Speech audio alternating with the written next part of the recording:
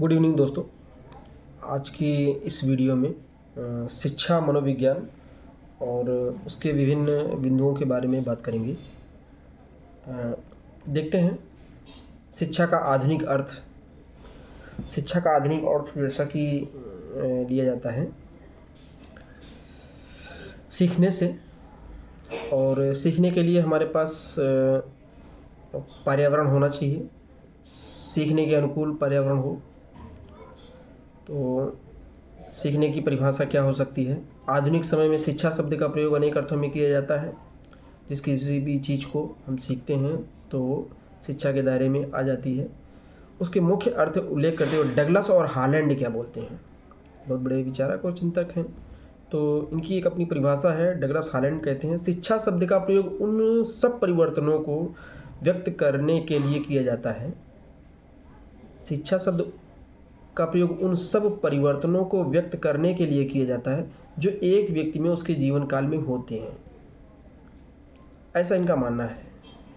अब इनकी एक अपनी परिभाषा है, इनका दायरा है सोचने का, और इनके डिफिनीशन में यह है कि उन सब परिवर्तनों को व्यक्त करने के लिए शिक्षा शब्द का प्रयोग कर सकते हैं जो एक व्यक्ति के जीवन काल में होती है।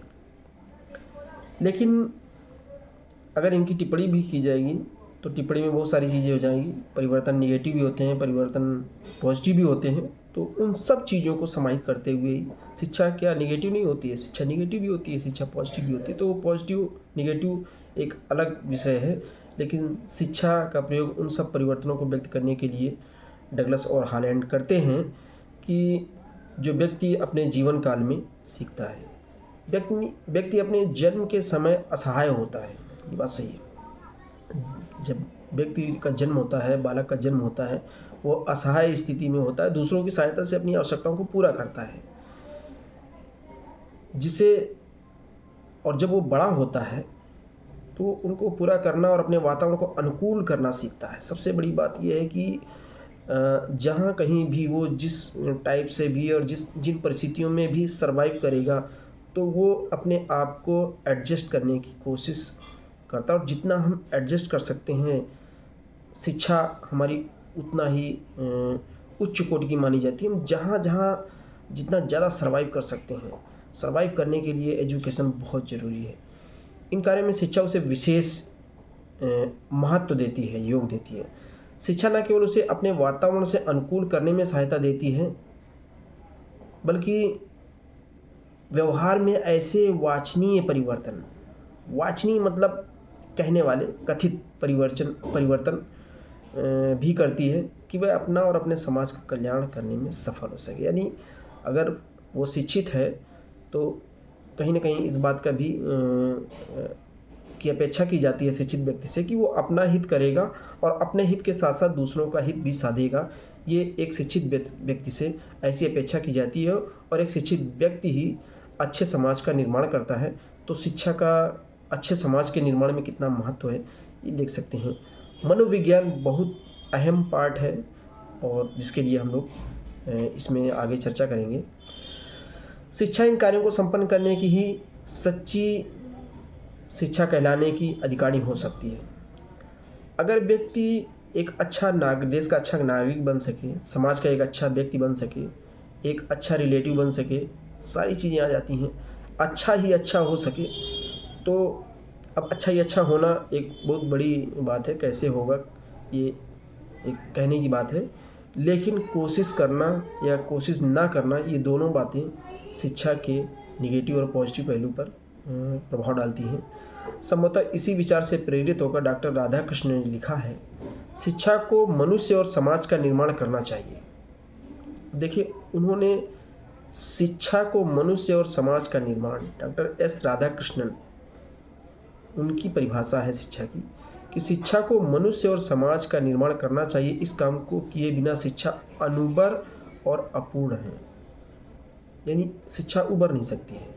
तो शिक्षा ऐसी होनी चाहिए जो व्यक्ति को समाजोपयोगी बना सके और समाज में अनुकूलन, बिना किसी को नुकसान पहुंचाए अनुकूलन करने की क्षमता का विकास कर सके। शिक्षा ऐसी होनी चाहिए। मनोविज्ञान का जन्म कैसे होता है ये एक बहुत बड़ी बात है। रेबर्न का मत है कि मनोविज्ञान ने अरस्तु के समय में दर्शन शास्त्र के आगे के रूप में अपना जीवन आरंभ किया। ये रेबर्न कहते हैं कि अरस्तु के समय में दर्शन शास्त्र जब आगे बढ़ा तो वही मनोविज्ञान बना। उस समय से लेकर सैकड़ों वर्षों तक उसका विवेचन इसी शास्त्र के अग्र के रूप में किया गया। पर जैसा कि रेबर्न ने लिखा है, आधुनिक काल में, रेबर्न लिखते हैं कि आधुनिक काल में एक परिवर्तन हुआ है। मनोवैज्ञानिकों ने धीरे धीरे अपने विज्ञान को दर्शन शास्त्र से पृथक कर लिया। यानी जो दर्शन शास्त्र, रेबर्न के अनुसार दर्शन शास्त्र ही मनोविज्ञान था, लेकिन आधुनिक समय में आते आते दर्शन शास्त्रियों से मनोवैज्ञानिकों ने अपने आप को अलग कर लिया, पृथक कर लिया। ये एक परिवर्तन देखने को मिलता है रायबर्न के अनुसार। बालकों को महत्व पहले शिक्षा विषय प्रधान और अध्यापक प्रधान थी। बात सही है कि पहले जो शिक्षा थी वो टीचर्स सेंट्रिक थी, पाठ्यक्रम के अनुरूप होती थी और उसका केंद्र बिंदु एक त्रिकोणीय श्रृंखला होती थी, जिसमें पाठ्यक्रम किसी एक कोने में, दूसरे कोने में टीचर्स होते थे और किसी एक कोने में स्टूडेंट्स होते थे। तो ट्रायंगल शेप में एजुकेशन थी कि उन सारे कोणों को एक दूसरे से जोड़ने का प्रयास किया जाता था। तो ये बालकों का महत्व पहले क्या था? पहले शिक्षा का विषय प्रधान और अध्यापक प्रधान थी, यानी टीचर्स सेंट्रिक थी। टीचर्स जो पढ़ाते थे वही बच्चों को पढ़ना होता था। हम लोगों ने पढ़ाई की है तो वो यही होता था कि टीचर्स ने आज कहा कि नहीं, आज इस विषय को पढ़ना है, या आज ये पाठ यहाँ तक ख़त्म हो चुका है, अब इस पाठ का ये लिखाना है, पढ़ाना है, तो वही होता था। ये एक पहला उस समय का एक रूटीन था कि इस रूटीन के आधार पर काम होते थे। उसमें बालक को तनिक भी महत्व नहीं दिया जाता था, कि उससे पूछा भी नहीं जाता था कि तुम्हें लिखने में कोई रुचि है या पढ़ने में कोई रुचि है, इस सब्जेक्ट से कोई या किसी इस टॉपिक से पढ़ने में कोई दिक्कत तो नहीं, कुछ नहीं। टीचर्स आए, अपना सब्जेक्ट पढ़ाया और लिखाया और चलते बने। तो उसके मस्तिष्क को बानी बतन समझा जाता था। बानी बतन जिसे शान से भरना शिक्षक का मुख्य कर्तव्य था, यानी एक तरह से उसको पात्र समझा जाता था और बर्तन समझ के उसको भर दिया जाता था। ये उस समय की शिक्षा व्यवस्था थी। परिवर्तन हुआ, मनोविज्ञान ने बालक के प्रति इस दृष्टिकोण से परिवर्तन करके शिक्षा को बाल केंद्रित यानी चाइल्ड सेंट्रिक बनाई। अब शिक्षा बालक के लिए है, ना कि बालक शिक्षा के लिए है। अब जो परिवर्तन हुआ है तो उसमें शिक्षा जो है एक समावेशी टाइप की, समावेशी तो नहीं कह सकते हैं क्योंकि समावेशी एक अलग शब्द है, उसके लिए दूसरे कॉन्सेप्ट हैं के लिए प्रयोग होता है। तो इसमें बच्चे की जो भूमिका अहम है, क्योंकि सीखने वाला कौन है? बच्चा। तो बच्चे के अनुरूप पाठ्य सामग्री होनी चाहिए। जो सिखाना चाहते हैं पाठ्यक्रम या पाठ्य वस्तु, तो उसके बच्चे के स्टैंडर्ड के अनुरूप होनी चाहिए। बच्चे के लर्निंग आउटकम को ध्यान में रखते हुए ही हमें एक पाठ्यक्रम या पाठ्य वस्तु को प्रस्तुत करना है। बालकों के विभिन्न अवस्थाओं को महत्व प्राचीन शिक्षा पद्धति में सभी आयु के बालकों के लिए 100 शिक्षा और एक सी शिक्षा और एक शिक्षण विधियों का प्रयोग किया जाता था। ये पहले की बात थी, लेकिन अब ऐसा नहीं है। मनोवैज्ञानिकों ने इन दोनों बातों को सुनिश्चित और दोषपूर्ण बताया और सोचा कि नहीं, ये ठीक नहीं है।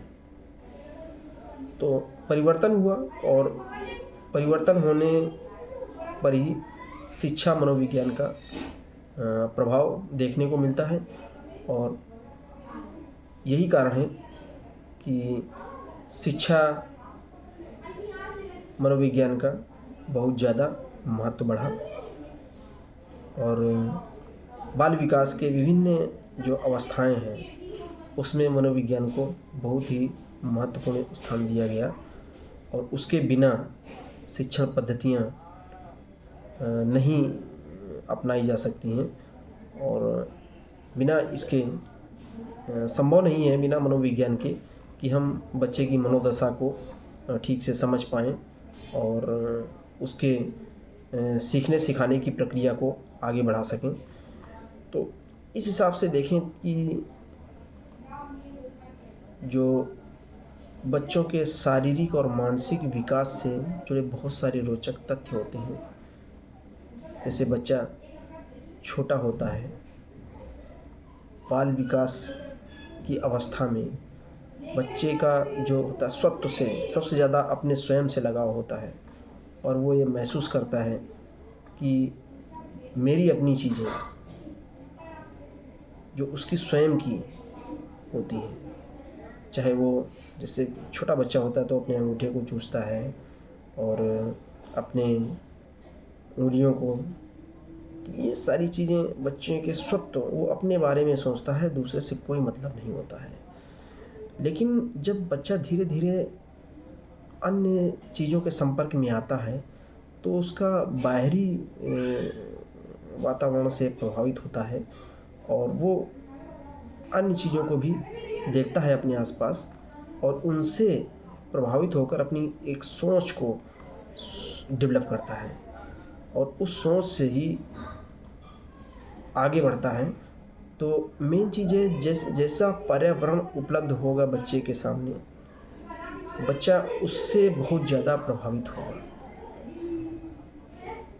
क्योंकि पर्यावरण का बहुत महत्वपूर्ण योगदान है कि आसपास का जो वातावरण होगा, वातावरण से सोच डेवलप होती है। जिस माहौल में रहेगा उस माहौल से उसके जीवन में बहुत सारे प्रभाव पड़ते हैं और ऐसे माहौल में अगर बच्चा रह रहा है, निगेटिव माहौल में रह रहा है तो निगेटिविटी का प्रभाव ज़्यादा रहेगा। ऐसे स्थान पे बच्चा निवास कर रहा है जहाँ पर जैसे जम्मू कश्मीर वगैरह है तो वहाँ की स्थितियाँ कुछ और भी हैं। सबसे बड़ी चीज़ है कि बच्चे का संवेगात्मक भावनात्मक विकास, क्योंकि फिजिकल डेवलपमेंट के साथ साथ ये सारी चीज़ें अगर बच्चा 1 से 9 साल की उम्र का है और अगर बच्चा अपनी बात नहीं कह पा रहा है तो कहीं ना कहीं प्रॉब्लम में है। जैसे मनोविज्ञान की परिभाषाओं में हम देते हैं, कुछ परिभाषाएं देखते हैं। C.E. स्किनर ने क्या बोला है? स्किनर महोदय बोलते हैं शिक्षा मनोविज्ञान उन अनुसंधानों का शैक्षणिक परिस्थितियों में प्रयोग करता है जो शैक्षिक परिस्थितियों में मानव तथा प्राणियों से संबंधित है। इनकी थोड़ा विश्लेषण करते हैं। शिक्षा मनोविज्ञान उन अनुसंधान का शैक्षिक परिस्थितियों में प्रयोग करता है जो शैक्षिक परिस्थितियों में मानव तथा प्राणियों से संबंधित है। अब ये शैक्षिक परिस्थितियों को और शैक्षणिक परिस्थितियों में प्रयोग करने की बात कह रहे हैं।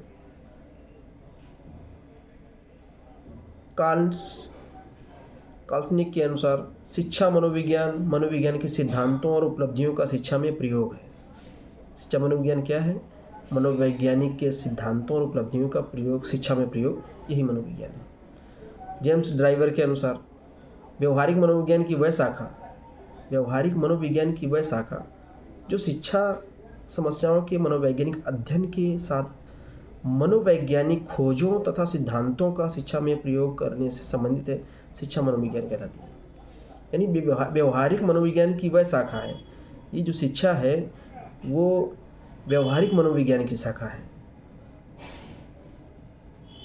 और जो व्यवहारिक मनोविज्ञान की शाखा है जो शिक्षा समस्याओं यानी कि टीचिंग लर्निंग प्रोसेस में जो भी समस्याएं आती हैं, मनोवैज्ञानिक अध्ययन के साथ मनोवैज्ञानिक खोजों तथा सिद्धांतों का शिक्षा में प्रयोग करने से ये संबंधित है, शिक्षा मनोविज्ञान कहलाती है। स्टाउट के अनुसार, स्टाउट बोलते हैं मनोविज्ञान द्वारा शिक्षा सिद्धांतों को दिया जाने वाला मुख्य सिद्धांत ये है कि नवीन ज्ञान का विकास पूर्व के ज्ञान के आधार पर किया जाना चाहिए। एक ये बहुत बड़ी बात बोली इन्होंने, स्टाउट महोदय ने, कि मनोविज्ञान द्वारा शिक्षा सिद्धांतों को दिया जाने वाला मुख्य सिद्धांत यह है, यानी मनोविज्ञान जो एक मुख्य सिद्धांत दिया है इनके अनुसार, स्टोट के अनुसार, वो ये है कि नवीन ज्ञान का जो विकास है, नवीन ज्ञान का जो सृजन है, वो पूर्व ज्ञान के आधार पर किया जाना चाहिए। ये बहुत बड़ी बात है कि जब हम कनेक्टिंग द डॉट्स की बात करते हैं कि हम जो भी नए डॉट्स मिलते हैं तो उनको पूर्व के डॉट से कनेक्ट करके अगर देखते हैं तो निश्चित रूप से इसमें हमको सफलता मिलती है। क्रो एंड क्रो के अनुसार शिक्षा मनोविज्ञान व्यक्ति के जन्म से लेकर वृद्ध अवस्था तक अधिगम का वर्णन व व्यवस्था करता है। ये स्टीफन के अनुसार शिक्षा मनोविज्ञान शैक्षिक विकास का क्रमिक अध्ययन है। ट्रो के अनुसार शिक्षा मनोविज्ञान शैक्षिक परिस्थितियों के मनोवैज्ञानिक तत्वों का अध्ययन करता है। तो इस तरह ये कई वैज्ञानिकों की डिफिनीशंस रहीं, और अगली वीडियो में हम थोड़ा सा विस्तार के साथ मिलेंगे। तब तक के लिए आप इस चैनल को सब्सक्राइब कर लें, और आगे के क्वेश्चन आंसर्स भी रहेंगे, और सिलेबस से संबंधित सी टेट और यूपी टेट इनसे संबंधित जो भी चीज़ें रहेंगी वो लाई जाएंगी और आपके साथ शेयर की जाएंगी। हो सकता है कि आपको इसमें कुछ समस्याएं हों या रिक्वायरमेंट स्पेशल हो, तो कमेंट करके आप बता दीजिए, तो उसमें हम और सुधार करने की कोशिश करेंगे। धन्यवाद।